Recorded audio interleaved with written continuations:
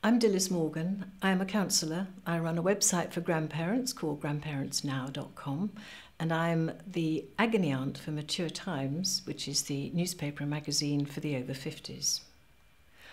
I'd like to take you through the stories of a couple of clients that I've had whose progress I think makes for interesting listening. The first, it was a small boy. He was only 10, and I know some people think 10 is too young for counselling, but he was really unhappy and distressed because his parents were going through a separation and divorce. In fact, his father had moved out and was living with a new partner. And this little chap had been acting up, playing up at school. His work had been suffering, and he'd been a bit rough with his younger siblings.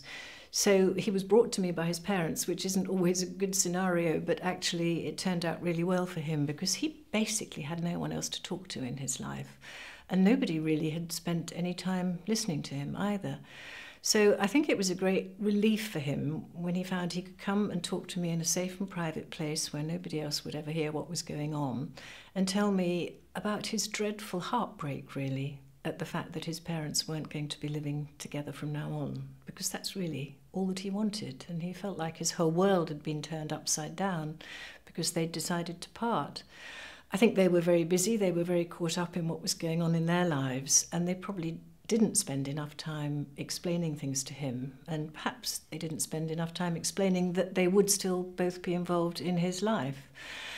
Anyway, he came along and found it quite hard to work a way forward with me because obviously I could not bring his parents back together for him, but we worked on little things that might improve his situation, and they were very small things to start with. For instance, when I asked him what would change his life, what would improve things on a daily basis, one of them was that he wanted his father and his mother actually to be nice to each other on the doorstep when his father came to pick him up. Eventually, he felt able to ask for that for himself, and he got it from them.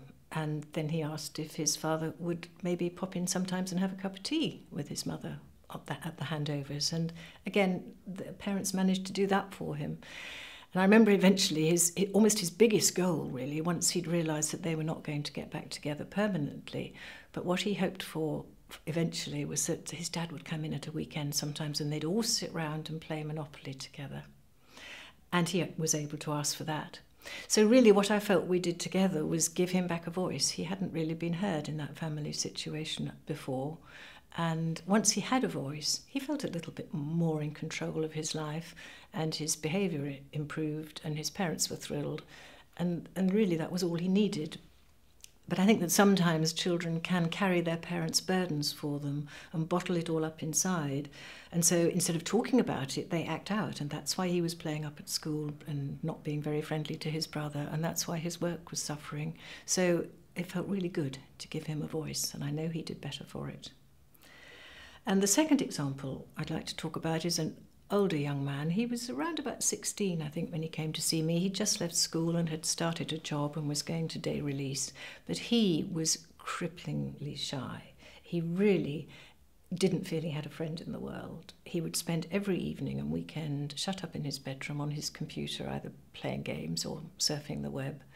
And I never met him. We did this purely online. It was an online counselling scenario, but he would write to me often and tell me how awful this was for him because he basically felt the world was passing him by and life was passing him by. He was like a spectator on the outside watching other people having fun, and he didn't know how he could ever get to the stage of being like them.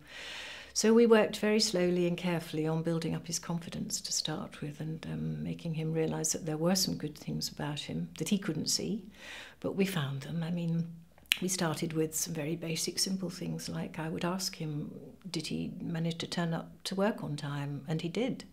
So I could then say to him, well, doesn't that mean you must be punctual?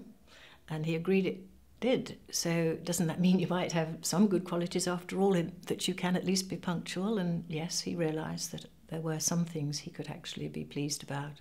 So very slowly and gradually we built up his confidence to a point where he actually decided it was time he needed to try talking to strangers. And this was a big deal too. He wasn't quite sure how he was going to do it, but I would say to him, well, what is the risk of going to talk to a stranger? What is the worst thing that could possibly happen to you? And he would say, well, perhaps they'd laugh at me, or perhaps they'd ignore me, perhaps they would cut me dead. So then I would put back to him, well, what is the risk of any of those things happening? Is that worse than the situation that you're in at the moment? And he finally came to see that no, it wasn't. So he decided he would go out and try and talk to people. And I remember one day, we only sort of set a challenge of one contact a week, really. And one day I remember he wrote and said, I've just been into the bank. And normally I go into the bank and I get my checkbook and I get my money out and I leave. But this time I actually made conversation with the bank clerk. And it worked. And she spoke back to him. So he was thrilled about that. And that was only one little example of what we did to build up his confidence. But eventually he got to the point where he did feel able to ask some of the colleagues at work and some of the people on his course if they wanted to go to the pub. Or if somebody said to him, do you want to come to the pub? He would agree.